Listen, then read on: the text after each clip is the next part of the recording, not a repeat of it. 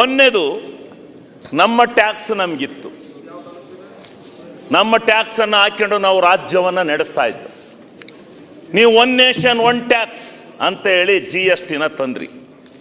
GSTಯನ್ನು ತಂದು ನಾವೇನದಕ್ಕೆ ವಿರೋಧಿಗಳಲ್ಲ, GST ವಿರೋಧಿಗಳೇ. ನಾನು ಅವತ್ತು ಅನುಮೋದನೆ ಕೊಡಬೇಕಾದ್ರೆ ಹೇಳಿದೆ, ಡೆಲ್ಲಿನಲ್ಲಿ ಶ್ರೀಮಂತ ರಾಜರು ಕೂತಿರ್ತಾರೆ, ನಾವೆಲ್ಲ ಸಾಮಂತ ರಾಜರು ಹೋಗಿ ಕಪ್ಪ ಕಾಣಿಕೆಯನ್ನು ಕೊಟ್ಟು ಇಲ್ಲಿಂದ GST ಎಲ್ಲ ತೆರಿಗೆಯನ್ನು ಅವ್ರಿಗೆ ಕೊಟ್ಟು ಹೋಗಿ ಕೈ ಮುಗಿದು ಸ್ವಾಮಿ ಸ್ವಾಮಿ ಅಂತೇಳಿ ಭಿಕ್ಷೆ ಬೇಡಬೇಕಾದಂಥ ಪರಿಸ್ಥಿತಿ ಬರುತ್ತೆ. ಯೋಚನೆ ಮಾಡಿ, ನಮ್ಮ ಟ್ಯಾಕ್ಸ್ ನಮಗೇ ಇರಲಿ ಅಂತಕ್ಕಂಥದ್ದನ್ನು.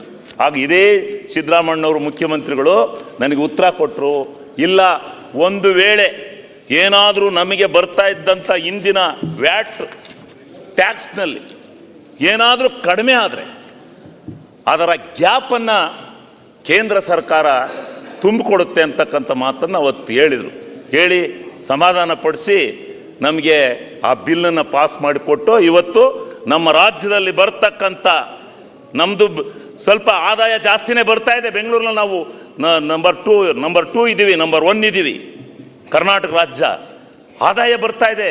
ಆದರೆ ಕೊಟ್ಬಿಡ್ಬೇಕಲ್ಲ, ತಿಂಗಳಾಗ್ತದಂಗೆ ಎಲ್ಲ ತಗೊಂಡು ಹೋಗ್ತಿರಲ್ಲ 50% GST ತಗೊಂಡು ಹೋಗ್ತಾ ಇದ್ರಿ, 50% ನಿಮಗೆ ಕೊಡಬೇಕು.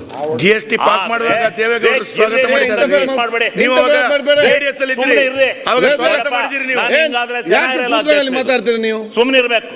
ನೀವು ಮಾತಾಡೋಕೆ ನಾನು ಮಾತಾಡಲ್ಲ ಅಂತ ಅವರಿಂದ ಕೇಳಿದ್ರೆ ನಿಮ್ಮಂತ 10 ಜನ ಬಂದ್ರು ನಾನು ಕನ್ಫ್ಯೂಸ್ ಆಗ್ತದೆ.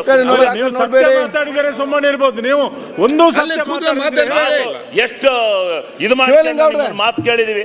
ನೆನ್ನೆಯಿಂದ ಬೈಸ್ಕೊಂಡು ಕೇಳಿ ನೀವೇನ್ ಮಾಡಿದಿರಿ.